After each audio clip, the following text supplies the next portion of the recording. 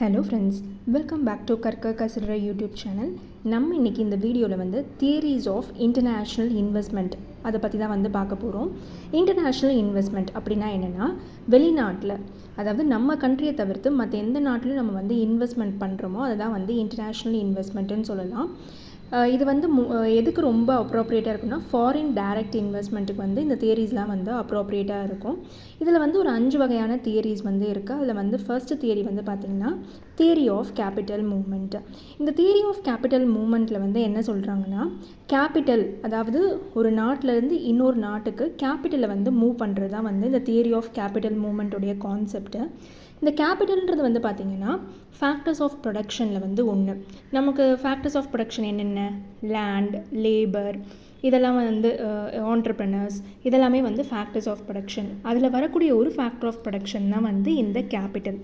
இந்த கேபிட்டலை வந்து ட்ரான்ஸ்ஃபர் பண்ணுறது, ஒரு நாட்டிலேருந்து இன்னொரு நாட்டுக்கு கேபிட்டலை ட்ரான்ஸ்ஃபர் பண்ணுறது தான் வந்து இந்த theory of capital movement. Capital அப்படின்றது வந்து எந்த விதமாக வேணாலும் இருக்கலாம். அதாவது ஃபிசிக்கல் கேபிட்டலாகவும் இருக்கலாம், ஃபினான்ஷியல் கேபிட்டலாகவும் இருக்கலாம். ஃபிசிக்கல் கேபிட்டல்னால் என்ன, அதாவது டேஞ்சிபிள் அசட்ஸ், அது எல்லாமே நம்ம வந்து ஃபிசிக்கல் கேபிட்டல்னு சொல்லுவோம். ஃபினான்ஷியல் கேபிட்டல்னால் வந்து பைசா, அதுதான் வந்து ஃபினான்ஷியல் கேபிட்டல். ஃபிசிக்கல் கேபிட்டலுக்கு எக்ஸாம்பிள் வந்து பார்த்திங்கன்னா மிஷினரி, அதுக்கப்புறம் எக்யூப்மெண்ட்ஸ், இதெல்லாமே வந்து ஃபிசிக்கல் கேபிட்டல்னு சொல்லலாம். இப்போ இந்த கேபிட்டல் மூவ்மெண்ட்னால இப்போ ஏதாவது ஒரு விஷயம் நம்ம செய்கிறோன்னா அதுக்கான ஒரு மோட்டிவ், ஒரு எய்ம் இருக்கணும்.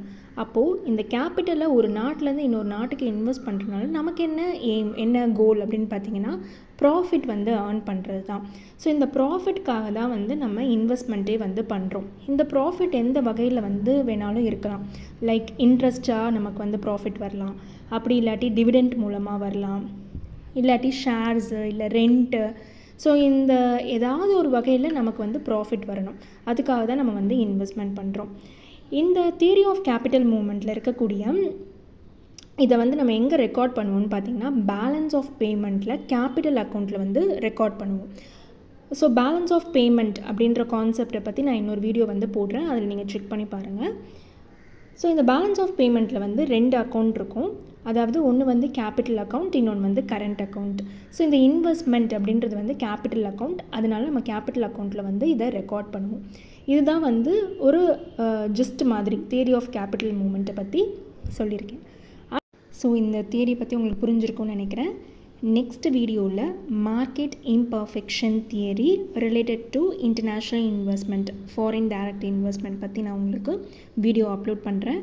இந்த சேனலை ஃபஸ்ட் டைம் பார்க்குறீங்கன்னா சப்ஸ்கிரைப் பண்ணி பாருங்கள், உங்கள் ஃப்ரெண்ட்ஸ்க்கும் ஷேர் பண்ணுங்கள். Keep supporting. தேங்க்யூ.